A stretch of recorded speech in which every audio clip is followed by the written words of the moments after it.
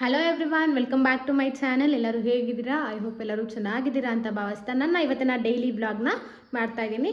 Actually ಇವಾಗ ಯೋಗ ಎಲ್ಲ ಮುಗಿಸ್ಕೊಬಂದೆ. Time ಬಂದು 7 o'clock, ಅಂದರೆ 6:45 ಆಗುತ್ತೆ ನನ್ನ ಮನೆ ರೀಚ್ ಆಗೋಷ್ಟರಲ್ಲಿ. ಬಂದು ಕೈ ಕಾಲೆಲ್ಲ ತೊಳ್ಕೊಂಡು ಈಗ ಸ್ವಲ್ಪ ಹಾಲೆಲ್ಲ ಇಟ್ಟಿದ್ದೀನಿ. ಬ್ರೇಕ್ಫಾಸ್ಟ್ನ ಪ್ರಿಪೇರ್ ಮಾಡಬೇಕು. ನಾನು ಶಾಪ್ ಹತ್ರ ಹೋಗಬೇಕು. ಸ್ವಲ್ಪ ಕೆಲಸ ಎಲ್ಲ ರಾತ್ರಿನೇ ಮುಗಿಸ್ಕೊಬಿಟ್ಟೆ. ರಾತ್ರಿ ಮಲಗೋಷ್ಟರಲ್ಲಿ 12:30. ನೀವು ನಂಬ್ತಿರೋ ಬಿಡ್ತಿರೋ ಎಲ್ಲ ಕೆಲಸ ಮಾಡಿ ಮುಗಿಸೋಷ್ಟರಲ್ಲಿ 12:30 ಆಗಿತ್ತು. ಯಾಕಂತ ಹೇಳಿದ್ರೆ ನೆನ್ನೆ ಏನಾಯಿತು ಅಂತ ಹೇಳಿದ್ರೆ, ಬೆಳಗ್ಗೆ ಪಾತ್ರೆ ತೊಳಿತಾ ಇದ್ದೆ. ಆವಾಗ ಶಿಂಕಿಂದ ಫುಲ್ಲು ನೀರೆಲ್ಲ ಈಚೆ ಬಂದ್ಬಿಡ್ತು. ಆಮೇಲೆ ನಾನು ಅದನ್ನೆಲ್ಲ ಕ್ಲೀನ್ ಮಾಡಿ ಮತ್ತೆ ಮನೆ ಒರೆಸೋಕ್ಕಾಗಲಿಲ್ಲ. ನನಗೆ ಅದನ್ನು ಕ್ಲೀನ್ ಮಾಡೋಷ್ಟರಲ್ಲೇ ತುಂಬಾ ಸುಸ್ತಾಗ್ಬಿಡ್ತು. ಅದಕ್ಕೋಸ್ಕರ ಸರಿ ಆಯಿತು ಬಿಡು, ಶಾಪ್ಗಿಂದ ಬಂದಮೇಲೆ ಮಾಡ್ಕೊಳ್ಳೋಣ ಅಂತ ಹೇಳ್ಬಿಟ್ಟು ಹಂಗೆ ಹೋದೆ. ರಾತ್ರಿ ಮನೆ ಎಲ್ಲ ಒಂದು ಕಡೆಯಿಂದ ಕ್ಲೀನ್ ಮಾಡೋಷ್ಟರಲ್ಲಿ ಎಷ್ಟೊತ್ತಾಯಿತು ಅಂದರೆ 12:30 ಎಲ್ಲ ಮಾಡಿ ಮುಗಿಸಿ ಮತ್ತೆ 4:45 ಎದ್ದು ಯೋಗಾಗೆ ಹೋಗ್ಬಿಟ್ಟು ಈಗ ಹಾಲೆಲ್ಲ ಕಾಯ್ಸೋಕ್ಕಿಟ್ಟಿದ್ದೀನಿ. ಹಾಲು ನೀರು ಎಲ್ಲ ಕಾಯ್ಸೋಕ್ಕೆ ಇಟ್ಟಿದ್ದೀನಿ. ಇವತ್ತು ಬ್ರೇಕ್ಫಾಸ್ಟ್ ಬಂದು ಆ್ಯಕ್ಚುಲಾಗಿ ಟೊಮೆಟೊ ಬಾತ್ ಮಾಡೋಣ ಅಂತ ಅಂದ್ಕೊಂಡೆ. ಸಾಂಬಾರು ಟೊಮೆಟೊ ಬಾತ್ ಎರಡೂ ಮಾಡಿಟ್ಬಿಟ್ಟು ಹೋಗೋಣ ಅಂದ್ಕೊಂಡೆ. ಬಂದಿದ ತಕ್ಷಣ ಏನಾದರೂ ಮತ್ತೆ ಕ್ವಿಕ್ಕಾಗಿ ಮಾಡಬೇಕಂದ್ರೆ ಆಗೋಲ್ಲ. ಶಾಪಿಂದ ಬರೋಷ್ಟರಲ್ಲಿ ಲೇಟ್ ಆಗಿಬಿಡುತ್ತೆ. ಅದಕ್ಕೋಸ್ಕರ ಒಂದೇ ಸರಿ ಅಡುಗೆ ಗಿಗ್ಗೆ ಎಲ್ಲ ಮಾಡಿಟ್ಬಿಟ್ಟು ಹೋಗ್ಬಿಟ್ರೆ ಬಂದು ಅನ್ನನೋ ಮುದ್ದೆನೋ ಮಾಡಿಬಿಟ್ರೆ ಆಗುತ್ತೆ. ಓಕೆ ಗೈಸ್, ವ್ಲಾಗ್ನ ಕಂಟಿನ್ಯೂ ಮಾಡೋಣ ಬನ್ನಿ. ಹಾಗೆ ತುಂಬ ಜನ ಮನಿ ಸೇವಿಂಗ್ಸ್ ಟಿಪ್ನ ಕೇಳ್ತಿದ್ರಿ. ನಾನು ಶಾಪ್ಗೆ ರೀಚ್ ಆದಮೇಲೆ ನಾನು ಅದನ್ನು ನಿಮ್ಮ ಜೊತೆ ಶೇರ್ ಮಾಡ್ಕೊತೀನಿ. ಇಲ್ಲಿ ಎಲ್ಲ ಕೆಲಸ ಮಾಡ್ಕೊಂಡು ಆಗುತ್ತೋ ಇಲ್ಲೋ ಗೊತ್ತಿಲ್ಲ, ಆದರೆ ಇದರಲ್ಲೇ ಶೇರ್ ಮಾಡ್ತೀನಿ. ಹಾಗೆ ಕಿಚನಲ್ಲಿ ಇಟ್ಕೊಂಡೆ ನಿಮ್ಮ ಜೊತೆ ಶೇರ್ ಮಾಡ್ಕೊತೀನಿ. ಓಕೆ ಬನ್ನಿ, ವ್ಲಾಗ್ನ ಕಂಟಿನ್ಯೂ ಮಾಡೋಣ. ನಮ್ಮ ಹಸ್ಬೆಂಡು ಎಲ್ಲೋ ಹೊರಗಡೆ ಹೋಗಿದ್ರು, ಹಳ್ಳಿ ಹತ್ರ, ನಮ್ಮ ದೊಡ್ಡಪ್ಪ ಅವ್ರ ಮನೆ ಹತ್ರ. ಅಲ್ಲಿ ತೋಟದಲ್ಲೇ ಟೊಮೆಟೊ ಎಲ್ಲ ಕೀಳ್ತಿದ್ರಂತೆ. ಅವ್ರು ಕೊಟ್ಟರು ಟೊಮೆಟೊ ಮತ್ತು ಬೀನ್ಸ್ ಎಲ್ಲ ಕೊಟ್ಟಿದ್ರು. ಎಲ್ಲನೂ ಸ್ವಲ್ಪ ಈ ಮೆತ್ತಗಾಗ್ಬಿಟ್ಟಿರುತ್ತಲ್ಲ ಅಲ್ಲಿಂದ ತೊಗೊಬರೋಷ್ಟರಲ್ಲಿ ಅಂತ ಹೇಳ್ಬಿಟ್ಟು ಒಂದು ನ್ಯೂಸ್ ಪೇಪರ್ ಮೇಲೆ ಹಾಕಿದ್ದೀನಿ. ಇವಾಗ ಇಷ್ಟೊಂದು ಟೊಮೆಟೊ ಇದೆ, ಮತ್ತೆ ಇಡಕ್ಕೆ ಹೋದರೆ ಅದು ಒಂಥರ ಆಗಿಬಿಡುತ್ತೆ ಅಂತ ಹೇಳ್ಬಿಟ್ಟು ಟೊಮೆಟೊ ಬಾತೆ ಮಾಡೋಣ ಕ್ವಿಕ್ಕಾಗಿ ಅಂತ ಹೇಳ್ಬಿಟ್ಟು ಟೊಮೆಟೊ ಬಾತನ್ನ ಮಾಡ್ತಾಯಿದ್ದೀನಿ. ಆ್ಯಕ್ಚುಲಾಗಿ ನಾನು ಯಾವಾಗಲೂ ಯಾವ ರೀತಿ ಟೊಮೆಟೊ ಬಾತ್ ಮಾಡ್ಕೋತೀನಿ ಅಂತ ಹೇಳಿದ್ರೆ, ಎಲ್ಲನೂ ರುಬ್ಬಿಟ್ಟು ಒಂದೇ ಸರಿ ಪೇಸ್ಟ್ ಥರ ಮಾಡಿಕೊಂಡು ಮಾಡ್ಕೋತೀನಿ. ಆದರೆ ಇವತ್ತು ಸ್ವಲ್ಪ ಡಿಫ್ರೆಂಟಾಗಿ ಮಾಡೋಣ. ಆದರೆ ಅದು ಟೇಸ್ಟ್ ಚೆನ್ನಾಗಿರುತ್ತೆ, ಇದು ಟೇಸ್ಟ್ ಚೆನ್ನಾಗಿರುತ್ತೆ. ಆದರೆ ನಮ್ಮನೇಲಿ ಜಾಸ್ತಿ ಈ ಥರ, ನಮ್ಮನೆ ಮಕ್ಕಳೆಲ್ಲ ಈ ಥರ ಜಾಸ್ತಿ ಇಷ್ಟಪಡ್ತಾರೆ. ಅದಕ್ಕೋಸ್ಕರ ಮಾಡೋಣ ಅಂತ ಹೇಳ್ಬಿಟ್ಟು, ಸ್ವಲ್ಪ ಟೈಮ್ ಇದೆಯಲ್ವಾ, ಟೈಮ್ ಇಲ್ಲ ಅಂದರೆ ಆ ಥರ ರುಬ್ಕೊಂಡು ಮಾಡ್ಕೊಬಿಡ್ತೀನಿ.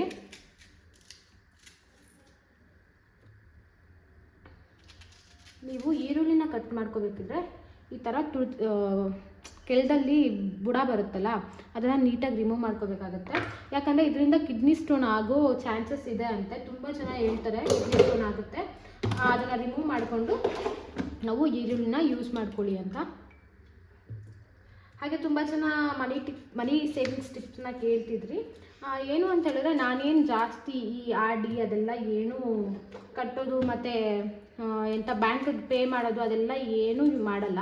ನಾನು ಏನಾದರೂ ನನಗೆ ಮನಿ ಸೇವಿಂಗ್ಸ್ ಮಾಡಬೇಕು ಅಂತ ಏನಾದರೂ ಮೈಂಡಿಗೆ ಬಂದರೆ ಮಾಡೋದು ಒಂದು ಪುಟಾಣಿ, ಒಂದು ಚಿಕ್ಕ ಉಂಡೆ ತೊಗೊಬರ್ತೀನಿ.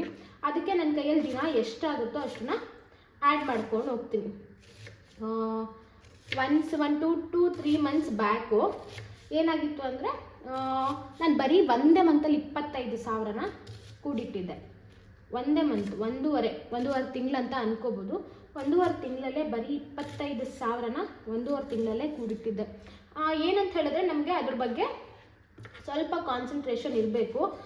ನಾವು ಈಗ ನಮ್ಗೆ ಇದೇನಕ್ಕಾದರೂ ಬೇಕು ಅಂತ ಕೂಡಿಟ್ರೆ ಪಕ್ಕ ಕೂಡಿಟ್ಬೋದು. ಸುಮ್ಮನೆ ವೇಸ್ಟ್ ಖರ್ಚಂತೂ ಮಾಡಲ್ಲ. ಯಾಕಂತ ಹೇಳಿದ್ರೆ ಉಂಡಿಗೆ ಹಾಕ್ಬೋದು ಅಂತ ಒಂದು ಅದ್ರ ಬಗ್ಗೆ ಇದು ಬರುತ್ತೆ, ಇಂಟ್ರೆಸ್ಟ್ ಬರುತ್ತೆ ನನಗೆ. ಆ ಥರ ನಿಮಗೆಲ್ಲ ಇವಾಗ ಆರ್ ಡಿ ಕಟ್ಬೋದು ಅಂತ ಹೇಳಿದರೆ ತಿಂಗಳಿಗೆ ಇಷ್ಟು, ಇಲ್ಲಾಂದರೆ ದಿನಕ್ಕೆ ಇಷ್ಟು ಅಂತ ನೀವು ಪೇ ಮಾಡ್ಬೋದು. ಈ ಪೋಸ್ಟ್ ಆಫೀಸಲ್ಲಿ ಹೋಗಿ ಪೇ ಮಾಡಿದ್ರೆ ಅದರಿಂದಲೂ ರಿಟರ್ನ್ಸ್ ಬರುತ್ತೆ. ಆದರೆ ಅದು ಒನ್ ಟೈಮ್, ಯಾವಾಗಂದರೆ ಅವಾಗ ಎತ್ಕೊಳ್ಳೋಕ್ಕಾಗಲ್ಲ. ಏನಾದರೂ ಎಮರ್ಜೆನ್ಸಿ ಅಂದರೆ ಎತ್ಕೊಳ್ಬೋದು, ಅಂದರೆ ನಿಮಗೆ ಅದರಿಂದ ಪ್ರಾಫಿಟ್ ಏನೂ ಬರಲ್ಲ. ಅವರೇ ಇಂಟ್ರೆಸ್ಟ್ನ ಕಟ್ ಮಾಡಿಕೊಂಡು ನಿಮಗೆ ಪೇ ಮಾಡ್ತಾರೆ. ಇನ್ನೊಂದು ಏನಂತ ಹೇಳಿದ್ರೆ, ಅಕಸ್ಮಾತ್ ನಾವೇ ಮನೆಯಲ್ಲಿ ಕೂಡಿಟ್ಟರೆ, ಆದರೆ ಈ ಗಿಂಡಿ ಎಲ್ಲ ಕೂಡಿಟ್ರೆ, ಇನ್ನೊಂದೇನೆಂದರೆ ಒಬ್ಬೊಬ್ಬರಿಗೆ ಡಿಸಡ್ವಾಂಟೇಜ್. ಯಾಕಂದರೆ ಒಬ್ಬೊಬ್ಬರು ಅದನ್ನು ಮೇಂಟೈನ್ ಮಾಡಲ್ಲ. ಇವಾಗ ಒಂದು 15 ದಿನ ಸೇವ್ ಮಾಡೋದು, ನೆಕ್ಸ್ಟು ತೆಗ್ದುಬಿಡೋದು, ಅದೆಲ್ಲ ಮಾಡಬಾರ್ದು. ಇನ್ನೊಂದು ಏನಂತ ಹೇಳಿದ್ರೆ, ಈ ಮಣ್ಣಿನ ಹುಂಡಿ, ಇಲ್ಲಾಂದರೆ ಸ್ವಲ್ಪ ಇದೊಂದು ಪ್ಲಾಸ್ಟಿಕ್ ಹುಂಡಿ ಬರುತ್ತಲ್ವಾ, ನಾರ್ಮಲ್ ಒಂದು 20 ರೂಪೀಸ್ ಕೊಟ್ಟರೆ ಬರುತ್ತೆ. ಆ ಹುಂಡಿನ ತಂದು ನಾವು ಸೇವ್ ಮಾಡಬೇಕಾಗುತ್ತೆ. ಈ ಕೀ ಹುಂಡಿನೆಲ್ಲ ತೊಗೊಂಬಂದು ಸೇವ್ ಮಾಡಿದ್ರೆ ಏನಾಗುತ್ತೆ ಅಂತ ಹೇಳಿದ್ರೆ, ನಾನು ಬೇಕನ್ನೋವಾಗ ಕೀ ಓಪನ್ ಮಾಡೋದು ತಗೊಳ್ಳೋದು, ಓಪನ್ ಮಾಡೋದು ತಗೊಳ್ಳೋದು. ಲಾಸ್ಟ್ ಟೈಮ್ ನಾನು ಹಂಗೆ ಆಗಿತ್ತು. ಫಸ್ಟ್ ನನ್ನ ಮಗಳು ಹುಟ್ಟಿರುವಾಗ ಅವಳಿಗಂತಲೇ ತೊಗೊಬಂದಿದ್ವಿ ಅದನ್ನು. ಅವಳ ಹೆಸರಲ್ಲೇ ಎಷ್ಟು ನಮ್ಮ ಕೈಯಲ್ಲಿ ಆಗುತ್ತೋ ಸಾಧ್ಯ ಅಷ್ಟು ಸೇವ್ ಮಾಡೋಣ ಅಂತ. ಆದರೆ ಏನಾದರೂ ಎಮರ್ಜೆನ್ಸಿ ಬಂತು ಅಂದರೆ ಎತ್ಕೊ, ಅದೇ ಆಗ್ತಿತ್ತು. ಅದಕ್ಕೋಸ್ಕರ ನಾನು ಈಗ ಏನು ಮಾಡ್ತಿದ್ದೀನಿ ಅಂತ ಹೇಳಿದ್ರೆ, ಒಂದು 6 ಮಂತ್ಸಿಂದ ಏನು ಮಾಡ್ತಿದ್ದೀನಿ ಅಂತ ಹೇಳಿದ್ರೆ, ಅದೇ ಪ್ಲಾಸ್ಟಿಕ್ ಬರುತ್ತೆ, ಇಲ್ಲಾಂದರೆ ಮಣ್ಣಿಂದ ಬರುತ್ತಲ್ಲ ಅದನ್ನು ಎತ್ಕೊಂಡು ಅದರಲ್ಲಿ ನಾನು ಸೇವಿಂಗ್ಸ್ನ ಮಾಡೋಕ್ಕೆ ಮಾಡ್ತಾಯಿದ್ದೀನಿ. ಇನ್ನೊಂದು ಏನಂತ ಹೇಳಿದ್ರೆ, ನೀವು ಬೇಕಿದ್ರೆ ಈ ಗೋಲ್ಡ್ ಶಾಪಲ್ಲೆಲ್ಲ ಚೀಟಿ ಥರ ಬರುತ್ತಲ್ಲ ಅದು ಕೂಡ ಮಾಡ್ಕೋಬೋದು ಮನಿ ಸೇವಿಂಗ್ಸ್. ಈ ಹೆಣ್ಮಕ್ಳೆಲ್ಲ ಆ ಥರ ಮಾಡ್ಕೋಬೋದು. ಮತ್ತು ಗಂಡು ಮಕ್ಕಳೆಲ್ಲ ಯಾವ ಥರ ಅಂದರೆ RD ಆ ಥರ ಎಲ್ಲ ಮಾಡ್ಕೋಬೋದು. ಅದು ಒನ್ ಟೈಮ್ಗೆ ತಗೊಂಡ್ರೆ ನಮಗೆ ಪ್ರಾಫಿಟ್ ಬರುತ್ತೆ. ಇಂಟ್ರೆಸ್ಟ್ನ ಹಾಕಿ ನಮಗೆ ಪೇ ಮಾಡ್ತಾರೆ. ಅದು ಕೂಡ ಒಂಥರ ಒಳ್ಳೆಯದೇ. ಆದರೆ ನನಗೆ ಏನಾದರೂ ಎಮರ್ಜೆನ್ಸಿ ಇವಾಗ ಬೇಕೇ ಬೇಕು ಅಂತ ಹೇಳಿದ್ರೆ, ನಾವು ಕಟ್ಟಿರೋಷ್ಟು ದುಡ್ಡಾದರೂ ನಮಗೆ ಬರಬೇಕು. ಪ್ರಾಫಿಟ್ ಇಲ್ಲ ಅಂದರೂ ಪರವಾಗಿಲ್ಲ, ನಮ್ಗೆ ಕಟ್ಟಿರೋಷ್ಟು ದುಡ್ಡಾದರೂ ಬರಬೇಕು ಅಂತ ನನ್ನ ಆಲೋಚನೆ. ನಾನು ಯೋಚನೆ ಮಾಡೋದು ಆ ಥರ. ಅದಕ್ಕೋಸ್ಕರ ನಾನು ಯಾವುದೇ ರೀತಿ RD ಅದೆಲ್ಲ ಏನು ಪೇ ಮಾಡೋಕ್ಕೆ ಹೋಗಲ್ಲ. ಸುಮ್ಮನೆ ಮನೆಯಲ್ಲೇ ನನ್ನ ಕೈಯಲ್ಲಿ ಎಷ್ಟಾಗುತ್ತೋ 10 ರೂಪಾಯಿ ಇದ್ರೂ ಕೂಡ ನಾನು 10 ರೂಪಾಯಿ ಏನರಲ್ಲಿದ್ರೂ ಮಿಕ್ಕಿದ್ರೆ ಅದನ್ನೇ ಎತ್ಕೊಂಡೋಗಿ ಉಂಡಿಯಲ್ಲಿ ಹಾಕ್ತೀನಿ. ಆಗ ಹಾಕಿನೇ ಲಾಸ್ಟ್ ಟೈಮ್ 25,000 ನಾನು ಕೂಡಿಟ್ಟಿದ್ದೆ. ತುಂಬಾ ಖುಷಿ ಆಗುತ್ತೆ ಆ ಥರ ಕೂಡಿಟ್ಟು. ಏನಾದರೂ ನಮ್ಮ ಮನೆಯವ್ರಿಗೆ ಇಲ್ಲಾಂದರೆ ನನಗೆ ಯಾವುದಾದ್ರೂ ಕಷ್ಟಕ್ಕೆ ಆಗುತ್ತೆ ಅನ್ನೋವಾಗ ತುಂಬಾ ಖುಷಿ ಆಗುತ್ತೆ. ನೀವು ಬೇಕಾದರೆ ಟ್ರೈ ಮಾಡಿ. ಎಷ್ಟು ಖುಷಿ ಆಗುತ್ತೆ ಅಂದರೆ, ಏನೋ ಇವಾಗ 1 ಲಕ್ಷ ರೂಪಾಯಿ ಕೊಡ್ತೇ ಇರೋವಾಗ ಒಂದು 25,000 ನಾವು ಕೊಡ್ತೀವಿ ಅಂತ ಹೇಳಿದ್ರೆ, ಅವರು ಕೂಡ ಏನೋ ಒಂಥರ ಪ್ರೌಡ್ ಫೀಲ್ ಪಡ್ತಾರೆ. ಮನೆಯವರು ಕೂಡ ಹೆಂಗೋ ನೋಡಪ್ಪ ನಮಗೆ ಗೊತ್ತಿಲ್ದಿರಂಗೆ ಇಷ್ಟು ಕೂಡಿಟ್ಟಿದ್ದಾಳೆ ಹಂಗೆ ಹಿಂಗೆ ಅಂದ್ಕೊಂಡು ನಾನು ಆ ರೀತಿ ಹೇಳ್ತೀನಿ. ನಮಗೆ ಆಗುತ್ತೆ, ಅದೇನು ಇದಾಗಲ್ಲ, ಸುಮ್ಮನೆ ವೇಸ್ಟ್ ಆಗಲ್ಲ, ನಮಗೆ ಆಗುತ್ತೆ ದುಡ್ಡು. ನೀವಿಲ್ಲ 1 ವರ್ಷ ಆಲ್ಮೋಸ್ಟ್ ನೀವು ತಿಂಗಳಿಗಲ್ಲ ದಿನಕ್ಕೊಂದು 20 ರೂಪಾಯಿ ಕುಡಿಕಿದ್ರೂ ಸಾಕು. ವರ್ಷಕ್ಕೆ ನಾವು ಎಷ್ಟೋ ಕಾಸು ಉಳಿಸ್ಬೋದು. ಇನ್ನೊಂದು ಏನಂತ ಹೇಳಿದ್ರೆ, ಗೋಲ್ಡ್ಗೆ ಹಾಕ್ಬೋದು. ಮತ್ತು ಈ ಚೀಟಿ ಅಂದರೆ ನಮಗೆ ನಂಬಿಕೆ ಇರಬೇಕು. ಅಂಥವ್ರ ಹತ್ರ ಚೀಟಿನ ಹಾಕಿ ಪರವಾಗಿಲ್ಲ, ಪ್ರಾಫಿಟ್ ಸ್ವಲ್ಪ ಕಡಿಮೆ ಬಂದರೂ ಪರವಾಗಿಲ್ಲ, ಚೀಟಿ ಡಬ್ಬಲ್ ಆಗಿಲ್ಲ ಅಂದರೂ ಪರವಾಗಿಲ್ಲ, ಎಷ್ಟಾಗುತ್ತೋ ಅಷ್ಟಾಗಲಿ, ನಾವು ಎಲ್ಲೋ ಅಂತವ ಇಷ್ಟು ಅಮೌಂಟ್ನ ನಾವು ಕೂಡಿಡ್ತಿದ್ದೀವಿ ಅಂತ ಆಗುತ್ತೆ. ಇಲ್ಲಾಂದರೆ ತುಂಬಾ ವೇಸ್ಟ್ ಖರ್ಚು ಮಾಡ್ತೀವಿ. ನಾನು ಮದುವೆ ಆಗಿ ಹೊಸದ್ರಲ್ಲಿ ಹಂಗೆ ಮಾಡ್ತಿದ್ದೆ. ತುಂಬಾ ವೇಸ್ಟ್ ಖರ್ಚು, ತುಂಬ ಶಾಪಿಂಗು, ಈ ಬೇಡದೇ ಇರೋ ವಸ್ತುನ ತುಂಬ ಜಾಸ್ತಿ ತಗೋತಿದ್ದೆ. ಮತ್ತು ಇನ್ನೊಂದು ಏನಂತ ಹೇಳಿದ್ರೆ, ಈ ಕಿಚನ್ ಐಟಮ್ಸ್ನ ಜಾಸ್ತಿ ನಾನು ತಗೋತಿದ್ದಿದ್ದು. ಆ ಬಾಕ್ಸು, ಈ ಕಂಟೈನರ್ಸು, ಅದು ಇದು ಆಳು ಮೂಳು ಏನೇನೋ ತಗೋಬಿಟ್ಟಿದ್ದೀನಿ. ಅದನ್ನಂತೂ ಒಂದೂ ಕೂಡ ಕರೆಕ್ಟಾಗೆ ಯೂಸ್ ಮಾಡ್ತಿಲ್ಲ. ಮತ್ತು ಇನ್ನೊಂದು ಏನಂದರೆ, ಈ ರೂಮ್ ಡೆಕೋರ್ಸಿದು ಅದು ಇದು ಏನೋ ನಂಗೆ ಸೆಲ್ಫಿಗೆ ಏನೇನು ಬೇಕು ಎಲ್ಲನೂ, ಮತ್ತು ಈ ಮೇಕಪ್ ಪ್ರಾಡಕ್ಟ್ಸು, ಮತ್ತು ಇನ್ನು ಏನೇನೋ ಬೇಡವಾಗಿರೋದು, ಈ ಚಪ್ಪಲಿ, ಈ ಥರದ್ದೆಲ್ಲ ತುಂಬಾ ತಗೋತಿದ್ದೆ. ನಾನು ಅಂದ್ಕೊಳ್ಳೋದು ಅದೆಲ್ಲ ಕೂಡಿಟ್ಟಿದ್ದರೆ ಎಷ್ಟು ವರ್ಷಕ್ಕೆ. ನನ್ನ ಮದುವೆ ಆಗಿ ಈಗ ಡಿಸೆಂಬರಲ್ಲಿ ಬಂದರೆ 4 ಇಯರ್ ಆಗ್ತಾ ಬಂದಿದ್ದಿದ್ರೆ ಇವಾಗ ಒಂದಷ್ಟು ಒಡವೆ ಆದರೂ ತಗೋಬೋದಿತ್ತು ಅಂತ ಈಗ ಫೀಲ್ ಆಗುತ್ತೆ. ನಾನು ಅದನ್ನೇ ಮೈಂಡಲ್ಲಿ ಇಟ್ಕೊಂಡು ತುಂಬಾ ಕಷ್ಟಪಟ್ಟು ಸೇವ್ ಮಾಡ್ತಿದ್ದೀನಿ. ಆಗುತ್ತೆ, ಎಲ್ಲರನ್ನೂ ನೋಡಿದಾಗ ನಮಗೂ ಅನಿಸುತ್ತೆ ಏನಾದರೂ ತಗೋಬೇಕು, ನಮಗೂ ಬೇಕು ಅಂತ ಫೀಲ್ ಆಗುತ್ತೆ. ನಾನು ಹೇಳೋದು 10 ಅವ್ರು ನಮಗೆ 10 ಜನ ನೋಡಿ 10 ಥರ ಫೀಲ್ ಆಗುತ್ತೆ. ಒಬ್ಬರು ಏನೋ ತಗೋತಾರೆ, ಒಬ್ಬರು ಡ್ರೆಸ್ ತಗೋತಾರೆ, ಒಬ್ಬರು ಕಾರ್ ತಗೋತಾರೆ, ಒಬ್ಬರು ಬೈಕ್ ತಗೋತಾರೆ. ಎಂತ ನನಗೂ ಫೀಲ್ ಆಗುತ್ತೆ, ಅಯ್ಯೋ ನಮ್ಮ ಹತ್ರನೂ ಇರಬೇಕಿತ್ತು ಈ ಥರ ಕಾರು, ಈ ಥರ ಬೈಕು, ಈ ಥರ ಒಡವೆ, ಈ ಥರ ಸೀರೆ ಅಂತ ಅನಿಸುತ್ತೆ. ಆದರೆ ಒನ್ಸ್ ಯೋಚನೆ ಮಾಡಿದ್ರೆ ನಾವು ಅದನ್ನೇನು ಡೈಲಿ ಯೂಸ್ ಮಾಡೋಣ. ಇವಾಗ ಬೇಕಿಲ್ಸ್ ಅಂದರೆ ಬೇಕೇ ಬೇಕು. ಓಕೆ, ಈ ಸೀರೆಗಳು ನಾವು ಇನ್ವೆಸ್ಟ್ ಮಾಡ್ತೀವಿ. ಸಿಲ್ಕ್ ಸ್ಯಾರೀಸು ಒಂದು ಎಕ್ಸಾಂಪಲ್ ಕೊಡ್ತೀನಿ. ನನ್ನ ಮದುವೆಲಿ ನಮ್ಮ ಯಜಮಾನ್ರವ್ರು ಬಂದು 30,000 ಏನೋ ಸ್ಯಾರಿ ನನಗೆ ಕೊಡಿಸಿದ್ರು ರಿಸೆಪ್ಷನ್ಗೆ. ಇಲ್ಲಿವರೆಗೂ ರಿಸೆಪ್ಷನ್ ಬಿಟ್ಟು ನಾನು ಇನ್ನೆಲ್ಲೂ ಉಟ್ಕೊಳ್ಳೋಗಿಲ್ಲ ಅದನ್ನು. ಯಾಕಂದರೆ ಅದನ್ನು ಉಟ್ಕೊಳ್ಳೋಕ್ಕೆ ನನಗೆ ಆಗ್ತಿಲ್ಲ, ತುಂಬಾ ಹೆವಿ ಇರ್ತೈತೆ. ಎಲ್ಲಾದರೂ ಮದುವೆಗೆ ಉಟ್ಕೊಂಡ್ರೆ ನಮ್ಮ ಮನೆ ಮದುವೆ ಮನೆಯೇ ಅನಿಸುತ್ತೆ. ಮತ್ತು ಎಲ್ಲಾದರೂ ಸಿಂಪಲ್ಗೆ ಉಟ್ಕೊಂಡ್ರೆ ಇದು ಏನಕ್ಕಪ್ಪ ಇಷ್ಟು ಸಿಂಪಲ್ಗೆ ಇಷ್ಟು ಗ್ರ್ಯಾಂಡಾಗಿ ಉಟ್ಕೊಂಡ್ಬಂದಿದ್ದಾಳೆ ಅಂತ ಅನ್ಕೋತಾರೆ. ಅದೊಂದು ನನಗೆ ಇನ್ನೊಂದು ಏನಂದರೆ ಅದನ್ನು ಕ್ಯಾರಿ ಮಾಡೋಕ್ಕಾಗಲ್ಲ. ಸುಮ್ಮನೆ ವೇಸ್ಟು, ಅಮೌಂಟ್ ಡೆಡ್ ಆಗೋದೇ ಆ ಥರದ್ರಲ್ಲಿ. ಈ ಸೀರೆ ಮತ್ತು ಈ ಇದಕ್ಕೆ ಚಪ್ಪಲಿಗೆ ಅದು ಇದು ಏನೇನೋ ತಗೋತಿರ್ತೀವಿ. ಅದರಿಂದಲೇ ತುಂಬ ಮನಿನ ನಾವು ವೇಸ್ಟ್ ಮಾಡ್ತಿರ್ತೀವಿ.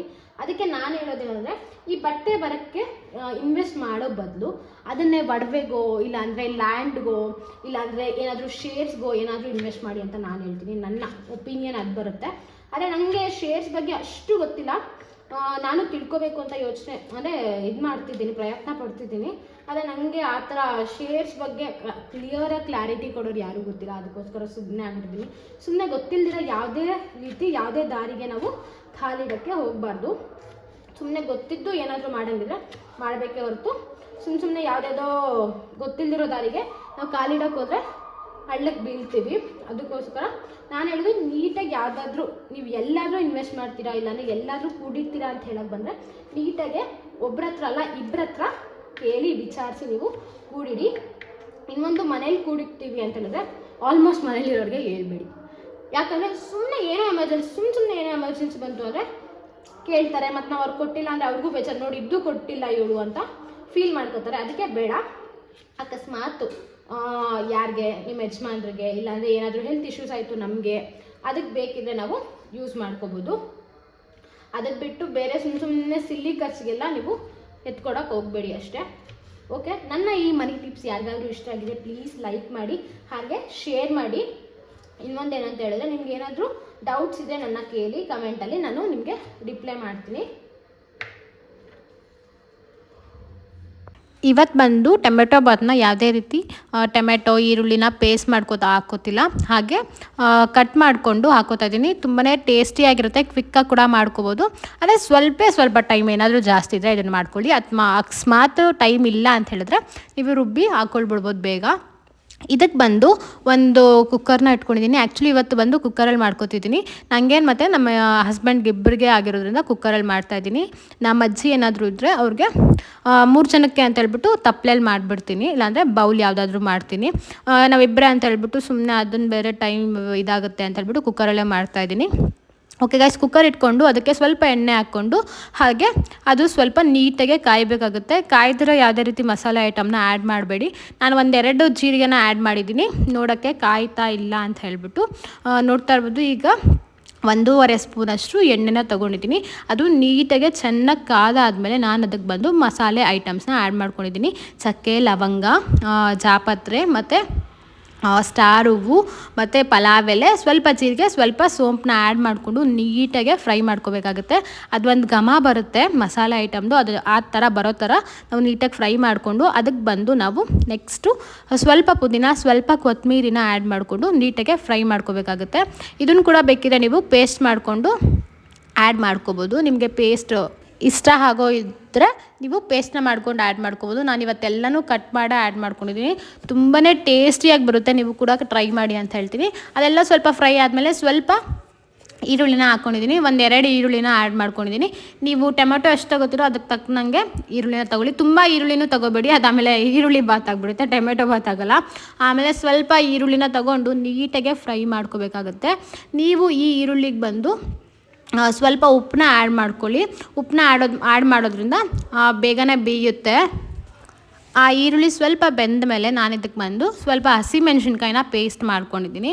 ಇದನ್ನು ಕಟ್ ಮಾಡಿ ಹಾಕ್ಕೋಬೋದು, ಆದರೆ ಸ್ವಲ್ಪ ಖಾರ ಕಡಿಮೆ ಬರುತ್ತೆ ಅಂದ್ಬಿಟ್ಟು ಪೇಸ್ಟ್ ಮಾಡಿ ಹಾಕ್ಕೊಂಡಿದ್ದೀನಿ. ಪೇಸ್ಟ್ ಮಾಡಿ ಹಾಕ್ಕೊಂಡ್ಮೇಲೆ ನೀಟಾಗೆ ಹುರ್ಕೋಬೇಕಾಗುತ್ತೆ, ಇಲ್ಲ ಅಂತ ಹೇಳಿದ್ರೆ ಗ್ಯಾಸ್ಟ್ರಿಕ್ ಆಗುತ್ತೆ. ಇದಾದಮೇಲೆ 1 ಸ್ಪೂನಷ್ಟು ಶುಂಠಿ ಬೆಳ್ಳುಳ್ಳಿ ಪೇಸ್ಟ್ನ ಕೂಡ ಆ್ಯಡ್ ಮಾಡ್ಕೊಂಡಿದ್ದೀನಿ. ನೋಡ್ತಾ ಇರ್ಬೋದು, ತುಂಬಾ ಟೇಸ್ಟಿಯಾಗಿ ಬರುತ್ತೆ, ಸಕ್ಕತ್ತಾಗಿರುತ್ತೆ. ಖಾರ ಕೂಡ ಸ್ವಲ್ಪ ನಿಮ್ಗೆ ಹೆಂಗೆ ಬೇಕೋ ಮೀಡಿಯಮ್ ಲೆವೆಲ್ಗೆ ಮೆಣಸಿನ್ಕಾಯಿನ ರುಬ್ಕೊಳ್ಳಿ. ಇಲ್ಲ ನಿಮಗೆ ಮೆಣಸಿನ್ಕಾಯಿ ರುಬ್ಕೊಳ್ಳೋದು ಇಷ್ಟ ಆಗಲ್ಲ ಅಂತ ಹೇಳಿದ್ರೆ ಕಟ್ ಮಾಡೇ ಹಾಕ್ಕೊಳ್ಳಿ, ಪರವಾಗಿಲ್ಲ. ಅದು ಆ್ಯಡ್ ಮಾಡಿಕೊಂಡು ಸೇಮ್ ಟೇಸ್ಟ್ ಬರುತ್ತೆ, ಸ್ವಲ್ಪ ಡಿಫ್ರೆನ್ಸ್ ಬರ್ಬೋದು ಅಷ್ಟೇ. ಅದನ್ನೆಲ್ಲ ನೀಟಾಗೆ ಹುರ್ಕೊಂಡ್ಮೇಲೆ ಇದಕ್ಕೆ ಬಂದು ನಾನು ಟೊಮೆಟೊನ ಆ್ಯಡ್ ಮಾಡ್ಕೊಂಡಿದ್ದೀನಿ. ನೋಡ್ತಾ ಇರ್ಬೋದು, ನೀಟಾಗಿ ತುಂಬ ಚಿಕ್ಕದಾಗೂ ಕಟ್ ಮಾಡ್ಕೊಂಡಿಲ್ಲ, ತುಂಬ ಉದ್ದುದ್ದಾಗೂ ಕಟ್ ಮಾಡ್ಕೊಂಡಿಲ್ಲ, ಮೀಡಿಯಮ್ ಸೈಜಲ್ಲಿ ಟೊಮೆಟೊನ ಕಟ್ ಮಾಡ್ಕೊಂಡಿದ್ದೀನಿ. ಇದು ನೀಟಾಗೆ ಸ್ಮ್ಯಾಶ್ ಆಗೋ ಲೆವೆಲ್ಗೆ ನಾವು ಇದನ್ನು ಬೇಯಿಸ್ಕೋಬೇಕಾಗತ್ತೆ. ನೋಡ್ತಾ ಇರ್ಬೋದು, ಮಸಾಲೆ ಎಲ್ಲ ಕರೆಕ್ಟಾಗಿದೆ, ಈರುಳ್ಳಿ ಎಲ್ಲನೂ ಕೂಡ. ಇದಕ್ಕೆ ಬಂದು ನಾವು ಕಲ್ಲುಪ್ಪನ್ನ ಆ್ಯಡ್ ಮಾಡ್ಕೊಂಡಿದ್ವಿ. ಕಲ್ಲುಪ್ಪು ಆ್ಯಡ್ ಮಾಡೋದ್ರಿಂದ ಟೇಸ್ಟ್ ಕೂಡ ಒಳ್ಳೆ ಟೇಸ್ಟ್ ಬರುತ್ತೆ, ಮತ್ತು ಹೆಲ್ತ್ಗೆ ಕೂಡ ಒಳ್ಳೆಯದು. ಪುಡಿ ಉಪ್ಪಿಗಿಂತ ಕಲ್ಲುಪ್ಪನ್ನ ಆ್ಯಡ್ ಮಾಡ್ಕೊಳ್ಳಿ ಅಡುಗೆಯಲ್ಲಿ. ಓಕೆ, ಅದನ್ನೆಲ್ಲ ಆ್ಯಡ್ ಮಾಡಿಕೊಂಡು ನೀಟಾಗೆ ಒಂದು ಮಿಕ್ಸ್ ಕೊಟ್ಕೊಂಡು ನಾನು ಒಂದು ಪ್ಲೇಟ್ನ ಕ್ಲೋಸ್ ಮಾಡ್ತಾಯಿದ್ದೀನಿ. ಅದು ಸ್ವಲ್ಪ ಸ್ಮ್ಯಾಶ್ ಆಗೋ ಲೆವೆಲ್ವರೆಗೂ ಬೇಯಿಸ್ಕೊಳ್ಬೇಕಾಗುತ್ತೆ.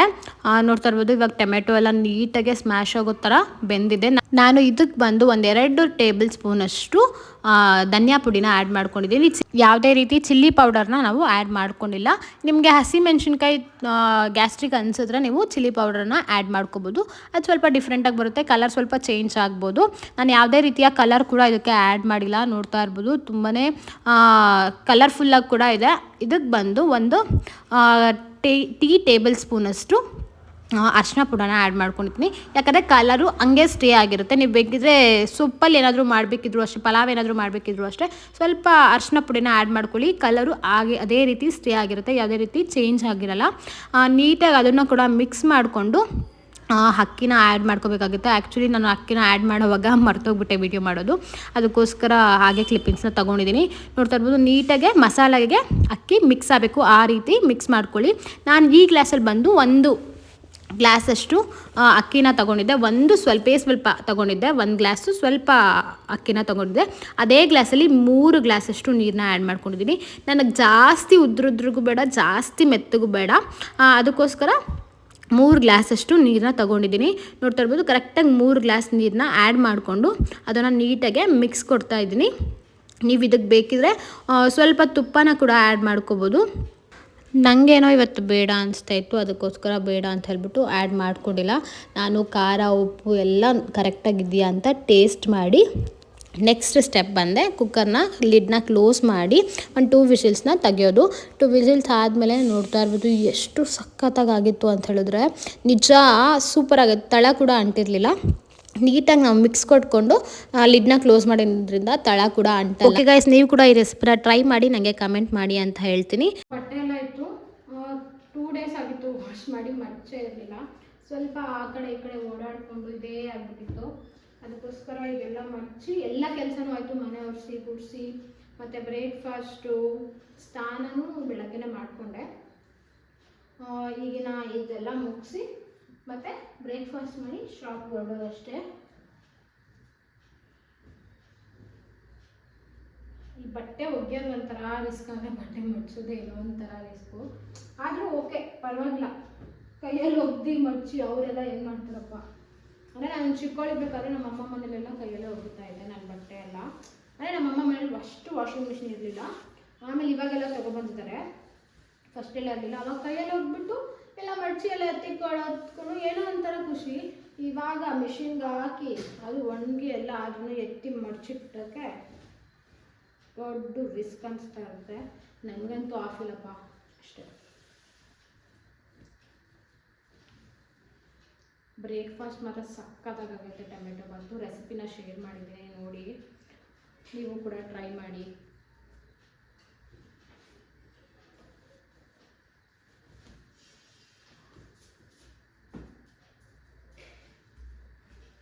ಓಕೆ ಗಾಯ್ಸ್, ಇವತ್ತಿನ ವ್ಲಾಗ್ ಇಷ್ಟ ಆಗಿತ್ತು. ನಾನು ನಿಮಗೆ ನೆಕ್ಸ್ಟ್ ವ್ಲಾಗಲ್ಲಿ ಸಿಗ್ತೀನಿ. Thank you, bye, keep supporting. ಹಾಗೆ ಈ ವಿಡಿಯೋ ನಿಮ್ಗೆ ಏನಾದರೂ ಯೂಸ್ಫುಲ್ ಅನಿಸಿದ್ರೆ ಪ್ಲೀಸ್ ಶೇರ್ ಮಾಡಿ. ಬಾಯ್.